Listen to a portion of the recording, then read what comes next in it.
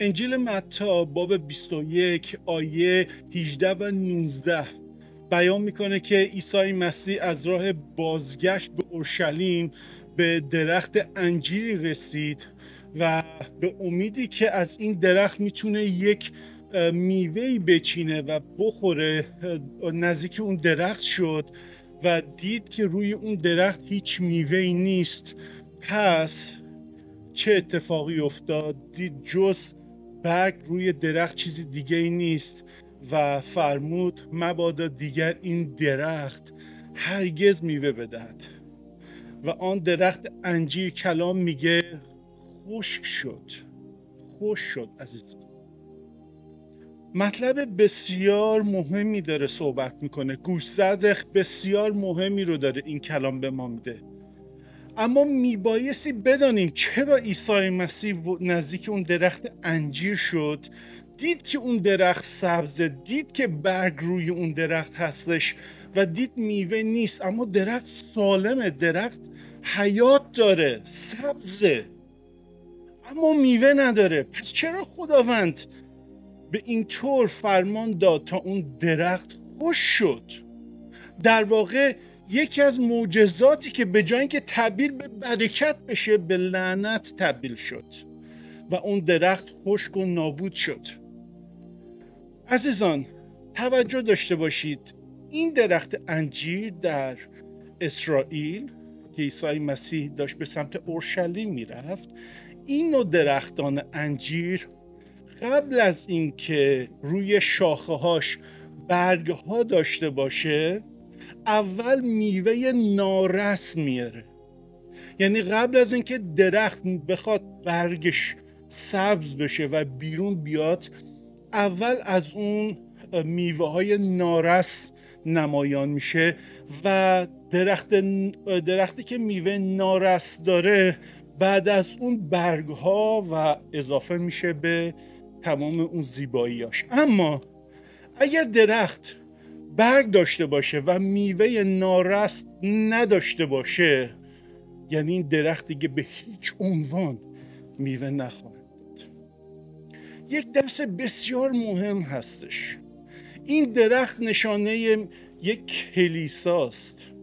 این درخت نشانه یک خانواده است که فقط ظاهر رو نیکو میکنه. ظاهر قشنگه، فریبنده است، سبزه، اما روی اون هیچ میوه‌ای نداره.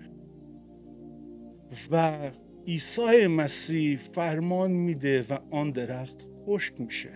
درختی که میوه نداشت. مهم نبود روی اون درخت میوه خوب داشته باشه، میوه ماندنی داشته باشه، میوه خوشمزه داشت نداشت، نه، این صحبت نیست. روی اون درخت به هیچ عنوان اصلا میوه نارسی وجود نداشت و اون درخت خشک شد. امروز ما میبایستی توجه کنیم. اگر کلیسای ما سرسبزه، سبزی نشانه کاره، کار و خدمت و دویدن و جشن گرفتن و امروز کریسمس، فردا پاتلاک، فردا نمیدونم تانکسگیوینگ، عید نوروز، قیام، اینها برگهاییه که روی درختان نمایان میشه، روی کلیسا نمایان میشه. به هر حال کلیسا میخواد مردم رو دعوت کنه، بگه من هم زنده‌ام، من هم بیدارم. اما وای به حال آن کلیسایی که عیسی مسیح بیاد و ببینه که میوه نارس نداره، حتی میوه نارس نداره. بعد از سالها خداوند میاد به خانواده ها نگاه میکنه، میبینه به این خانواده فرصت داده و اما این خانواده قدر اون روزهای عالی و خوب رو نداشته. در واقع به دنبال کارهای خودشون بودند. اون درخت اون ذات درونیش رو ارائه نمی کرد.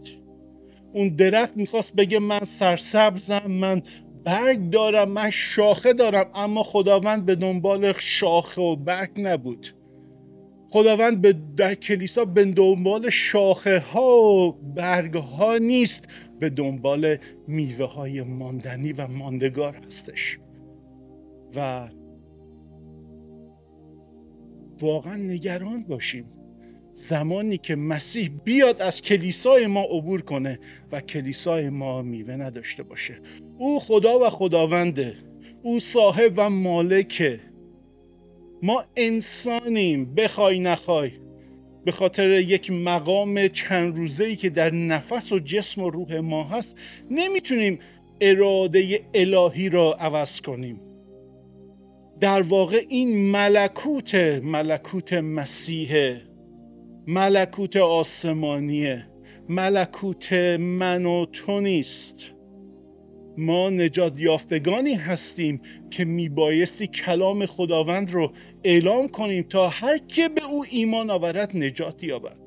پس امروز شاخ و برگهای خودمون رو بخوایم یک مقدار کوتاه کنیم. اگر کوتاه نکنیم و میوه ماندگار نداشته باشیم، مسیح در حین عبور از ما امکان داره دیگه به هیچ عنوان دیگه به ما سر نزنه و ما مشغول باشیم و در ایام عمر خودمون سپری کنیم و خوشحال باشیم که برای ملکوت آسمانه. مواظب باشیم، خود را فریب ندیم. درخت نیکو میوه میاره و میوهش رو میتونیم بباریم و بخوریم و بدونیم چقدر نیکو و خوشمزه است. عزیزان، این درخت هنوز میوه داره و هنوز میوهش من نچیدم. اینجا گلها داده، گل داده این درخت. اینجا رو میتونید ببینید، سفیدها رو میتونید ببینید، اینها دوباره گل داده این درخت. یعنی این درخت میوه میاره.